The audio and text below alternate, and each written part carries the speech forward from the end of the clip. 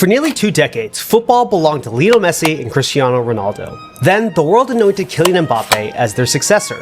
At 19, he won the World Cup. He had the speed, the goals, the fame, and a childhood dream of becoming Real Madrid's next great icon. He wasn't simply expected to be brilliant, but expected to inherit the biggest sport on earth. But that crown comes with impossible pressure. Madrid kept falling short. PSG conquered Europe without him, and Lamine Yamal emerged as the new face of football's future. Suddenly, Mbappé wasn't chasing Messi and Ronaldo. He was also fighting to avoid being replaced. I met him at 19 years old before the pressure consumed his entire dream. Back then, Mbappé seemed destined to inherit football from Messi and Ronaldo. But after another loss to Spain in the World Cup, the question has changed. Can he still claim the crown, or has it already passed to Lamine Yamal? Before the World Cups, before the Ballon d'Or hype, and before he became one of the most famous people in the world, I visited Kylian Mbappe's hometown, and I talked to the people that raised him. I saw how the kids of his hometown mythologized him, and I talked to one of his first coaches, who told me the legends of the greatest player he ever mentored. And then, before he even became a superstar on the world stage, I sat down with him. I saw how Kylian talked about himself and how he wasn't just tracing greatness for his own ego, but for the people he represented. So this was in October 2018. I flew into Paris to interview Kylian Mbappé, and at the time he had just transferred over from Monaco to PSG. And in that moment, he wasn't the center of the story. It was Neymar, who had just transferred over from Barcelona and had started an enormous storm of hype around PSG. At the time, Kylian was going through a world of change all at once. He was starting to take place in Nike photo shoots. It was hard for him to go anywhere because of how famous he was starting to get. And Paris was so excited for his arrival in the city. The Nike employees at the store on the Champs-Élysées, the biggest one in Paris, told me his jersey was as popular as Neymar, which was a bit crazy given that Mbappé was not yet a global star. Nobody was calling him the next Messi or Ronaldo, at least not yet. And this was when he was still just a very good young player walking into a locker room that also had another icon already in it. But to understand Kylian Mbappé, you have to understand where he's from. Bondy is located about 10 kilometers northeast of Paris and is technically part of the metro area, but is seen as the banlieues, the working class immigrant-heavy suburbs that are often stigmatized in French politics. Ouais, tout simplement parce qu'il y a des valeurs que vous gardez avec vous partout où vous allez. Je pense que on était vraiment issu d'un quartier populaire où vraiment c'était vraiment la passion du jeu qui primait surtout. Donc j'ai essayé de garder cette passion du jeu avec moi partout où je suis allé et jusqu'ici elle est restée avec moi. The area is home to a large population of African and Arab immigrants and is one of the most ethnically diverse places in France. But that diversity has historically been weaponized in politics, often stereotyped as a breeding ground for crime or Islamic extremism. In 2005, 2 boys were electrocuted while hiding from the police, and the event set off weeks of protests and riots, sparking a national conversation around racism, policing, and inequality. Bondy became shorthand for France's deep social divide. Changé, notamment avec mon explosion qui fait que la ville a été beaucoup plus mise en lumière. Donc on est allé chercher dans les profondeurs de la ville. Donc c'est pas seulement arrêté à l'image. Les gens ont vu que en fait c'était pas une ville comme ça et que c'était une ville tout à fait accueillante pour les gens qui aiment le foot. Là parce qu'il y a eu 2-3 incidents qui ont fait que on fait vite un raccourci. Donc ils ont vite fait une généralité alors que les gens sont pas du tout comme ça. Je pense que ça arrive dans toutes les villes qu'il y ait des incidents, donc, mais les gens on en fait une fixation, donc c'est ça qui est dommage. And so when I talked to parents at his hometown club, they told me how much Mbappe's success, even at that point, had completely changed the perception of the area. Before Mbappé, PSG was never a club that people dreamed of playing for. It was a place that people went maybe in the sunset of their career to get some money. When he arrived, PSG was still this club that was a rich outsider. It was funded by Qatar, and it felt like they were just trying to buy their way into soccer royalty. But Mbappé helped transform that image. Because he was a native of Paris, he made the team feel organically a part of the city and not some foreign investment project. He made it feel French. And then PSG started dominating in France, and Mbappé started quickly outshining Neymar, becoming the centerpiece of this team. And it was just months after I sat down with him that his life completely took off to a new level. The next year, Mbappé won the World Cup at 19 years old. He became the second teenager ever to score in a World Cup final after Pelé. He outshined the biggest names in France, Paul Pogba and Antoine Griezmann. He may have been the youngest star, but he was the brightest. And in Paris, the symbolism of a black kid from Bondy leading France to glory became seismic. Overnight, Mbappé was no longer just Bondy's local myth, but a national icon. That 2018 World Cup, when he won it at such a young age, was where that chosen one narrative really started, because before that, he was just a promising young player on a really rich club.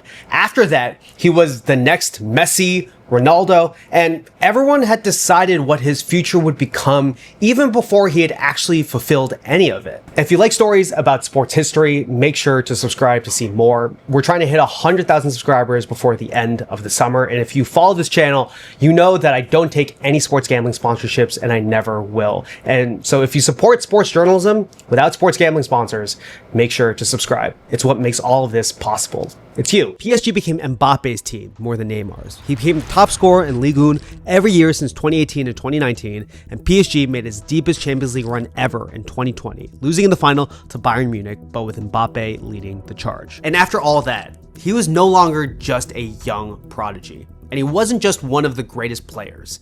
He was one of the most famous people in the world. And then came the celebrity. Mbappé became the cover star for the FIFA video game for 3 years in a row. He became one of the faces of Nike, and LeBron called him the chosen one. French politicians like Emmanuel Macron pointed to Mbappé as a symbol of unity and progress, especially against the rise of right-wing politician Marine Le Pen. His name began to outgrow PSG. People supported Mbappé, not just the club. The buzz for the Ballon d'Or grew louder every single year, and every Champions League exit started to feel heavier. He was no longer becoming the guy. He was the guy. And that's when the Madrid rumors started to come back, louder and more serious. The rumors around Mbappé going to Madrid started after France won the World Cup in 2018, and there was always going to be a crossroads at some point. For most of the players, the road to Real Madrid is one way. When they call, you go. It's not a negotiation, it's not a question, it's a coronation. You're chosen. And for years, Real Madrid had chased Mbappé, and Mbappé had chased them. Mbappé dreamed of this moment as a child. He had the photos of Ronaldo plastered all over the walls of his childhood bedroom. Mbappé had inspired so many kids in his hometown to chase their dream. And this is what his first coach told me. Now, Paris is a dream for the young player because they have a dream team. They have a dream team now. Yeah. When Kylian was a child, they don't have a dream team. It was Real Madrid. He was a big fan of Ronaldo. And even back then, he wasn't just trying to be the best player in the world. He wanted to be a symbol because he knew everything that he represented for his hometown, for France, and for this generation of soccer. He was always a kid with a dream, and this was always the dream. The white jersey, the Santiago Bernabeu, the weight and glory of being the next king at the most powerful club on earth. But then the decision started to become more complicated because by the time the call came from Real Madrid, the world had changed. PSG was trying to take the team to the next level, signing on Messi to team up with Neymar and Mbappé for what was a top-heavy super team. Madrid chased him in 2022 and they thought the deal was done. People on Twitter even photoshopped him into a white kid.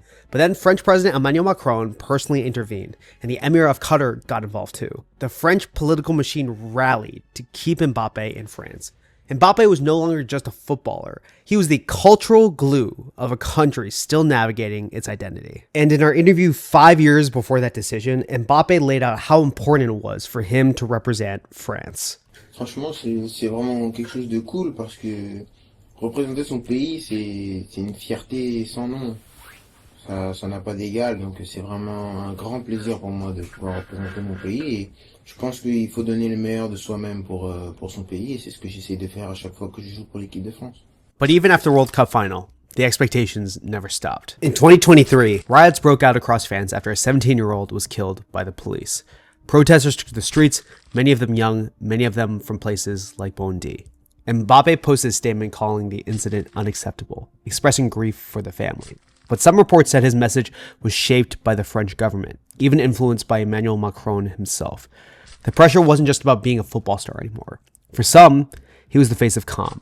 and for others, a symbol that was being used by Macron. And then, in 2024, Mbappé had become such an important figure in France that he endorsed Macron over Le Pen in an election, saying that his home country needed to stay away from extremism. And in the eyes of many French people, he was carrying the soul of the country.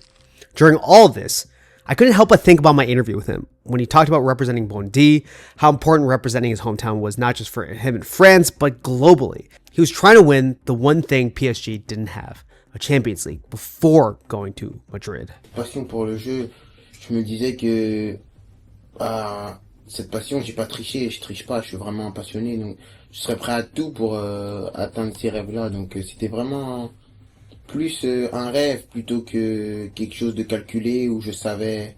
C'était vraiment, je me laissais guider par mes rêves. After turning Madrid down, Mbappé signed a short extension with PSG. The world saw it as a power move. Mbappé wasn't just staying. He was given unprecedented control, input on strategy, recruitment, and even management. PSG didn't just make him the face of the club, but its centerpiece and even a decision maker. The pressure started to mount on Mbappé, and when PSG crashed out of the Champions League again, this time thanks to Bayern, the weight didn't fall on Neymar or Messi.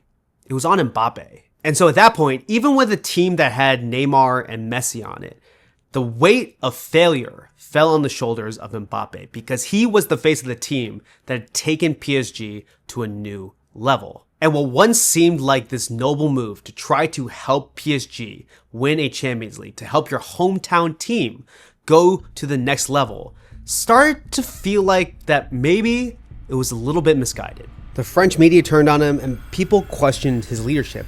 The myth was starting to weigh on Mbappé. But even still, Real Madrid kept lurking. The Spanish press ran weekly Mbappé rumors. Every micro-expression on Mbappe's face became a story. And he never shut down the rumors. He kept the story alive for himself as much as anyone else. And then, Messi and Neymar both left. Luis Enrique came in as the manager and started to restructure the team around youth. PSG started preparing for life after Mbappé, and Mbappé announced that he wouldn't be renewing his contract again. PSG imploded, benching him in training as retaliation. Mbappe's final season ended up becoming a farewell tour, and PSG won Ligue 1, but the Champions League title never came. Most players only get one chance to wear the white jersey of Real Madrid, and if they say no the first time, that door closes forever. But with Mbappé, he didn't just get one chance. He didn't just get two chances. He got 3 chances, and he was the exception to the rule. And it showed how much Real Madrid and Kylian Mbappé wanted this to happen. Real Madrid wanted him as much as he wanted them. This was the kid who visited Madrid and met Ronaldo and took photos with him in training gear. This was a full circle moment, a decade in the making. Everyone wanted the poster on the bedroom wall to become reality. But turning down Madrid changed everything. In 2024, Madrid had already won the Champions League without Mbappé. Vinicius Jr. was a star. Jude Bellingham was a revelation. They had a team. And so when Mbappé finally said yes, the question wasn't just, can he lead us? Master Tesfazian is a soccer analyst for CBS Scalazzo and a massive Real Madrid fan. He probably would have gotten more time to ease himself into the club. There still would have been very high expectations, don't get me wrong, because they're looking at him as the heir apparent to Cristiano Ronaldo, a new Galacticos era, opening for Real Madrid, that they've been able to do time and time again under Florentino Perez. But now it's like, look, we just won Champions League without you. We just won La Liga without you. Like, how are you going to make us better? And it wasn't just the pressure of being a new member of Real Madrid. It was the weight of every single decision that had led to that moment. Oui, je pense que c'est la seule chose pour moi qui est difficile parce que je pense que le football c'est quelque chose parce que comme j'ai dit j'ai une passion, j'arrive à passer au-dessus de tout, mais dans la vie vous êtes quelqu'un de normal et j'ai été, je vais pas dire malheureusement, mais je suis devenu célèbre très tôt, donc il y a plein de choses dans la vie que j'ai pas faites, une jeunesse que j'ai pas eue comme les autres, donc c'est vraiment quelque chose de difficile. Après il faut s'adapter et je pense que j'ai tellement d'autres avantages que je peux passer à côté de celui-là. Mais de faire des choses que tout le monde fait, de sortir entre copains une petite après-midi, aller au cinéma, aller dans les parcs d'attractions, aller faire plein d'activités, aller manger au restaurant. Maintenant, quand je vais au restaurant, il faut que ce soit prévu un mois à l'avance parce que sinon, je crois qu'on peut fermer le restaurant. C'est vraiment des choses complètement différentes. At PSG, everything revolved around Mbappé, but at Real Madrid, no one was bigger than the club. He had to adjust to the team, not the other way around, and it showed. The first few months were rough, and the pressure became suffocating. And as Real Madrid was struggling to fit in Mbappé next to Jude Bellingham and Vinicius Jr., the rest of the soccer world had changed without them, and the stakes of the situation completely evolved. The context in which Mbappé was trying to become the next icon of Real Madrid had changed. PSG didn't collapse when he left. They soared. This season, they finally won the Champions League without him, thanks to Luis Enrique's project that blended veterans and youth. Vitinha emerged as one of the best midfielders in Europe, while Desiree Doué exploded onto the scene as a dynamic attacker. Ousmane Dembele led a young, deep team that embodied the identity that PSG had been searching for, and Mbappé had once tried to build. And back in Spain, a 17-year-old in Barcelona was stealing the spotlight, Lamine Yamal. Yamal became a phenomenon this season, a kid with a left foot like Messi and the swagger of Neymar. He dazzled in El Clasico and led Spain to a victory over France in the Euros. He was fearless and electric. Barcelona had been struggling with bankruptcy after Messi left for PSG, but Yamal completely changed the prognosis for their timeline of success. And the most impressive part about him too is that he's one of those guys that, as great as he looks on TV in person, you're even more amazed at how he's able to just do this effortlessly. You know, a boy amongst men that is looking like a giant. It truly is one of the most beautiful things about football, when you're able to see a teenager just completely take over a field. And he's doing this in braces and hasn't even graduated yet, you know? Mbappé didn't just have to live up to Real Madrid history, which for most people would probably be enough pressure. While he was struggling, PSG and Madrid's biggest rival, Barcelona, were thriving. And so every single thing that Mbappé did or didn't do felt heavier.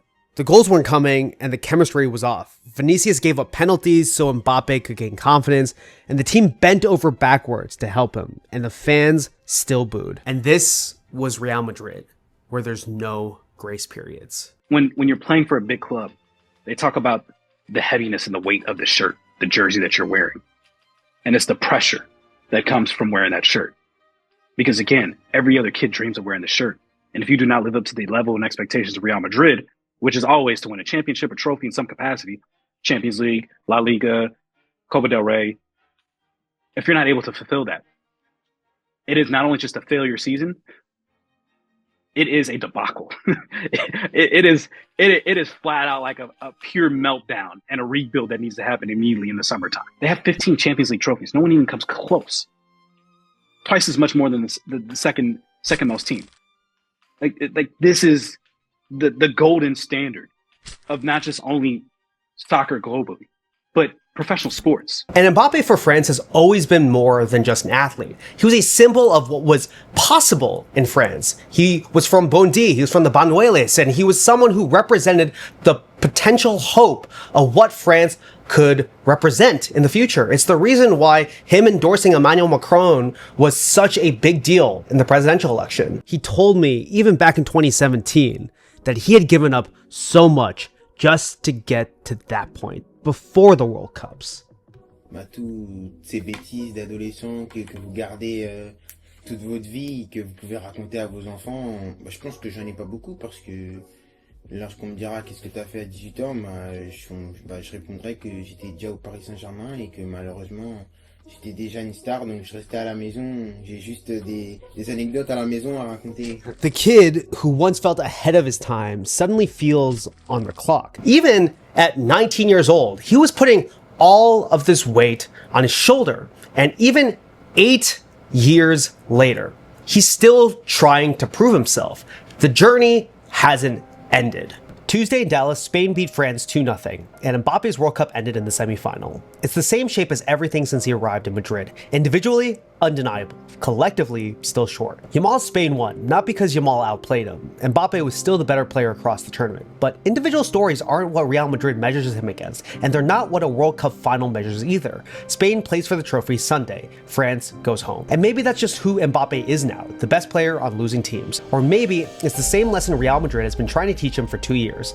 This is just the loudest version of it yet. Being the best isn't the same as winning. Destiny doesn't mean anything without delivery. Mbappé has to win. He has to dominate. He has to own the story again, or else someone is going to write the ending for him. The dream was always Real Madrid, but now he's here. And dreams don't guarantee glory. He has the jersey, he has the spotlight. And now the question is simple. The kid who stared at the Ronaldo poster, now his kid's staring at him. But can he become their poster? That's the question now. Because it's no longer about the dream. It's about the crown. Let me know what you think in the comments. Make sure to like, comment, subscribe. We're trying to hit 100,000 subscribers before the end of the summer. Thank you so much for watching, and I'll see you in the next one.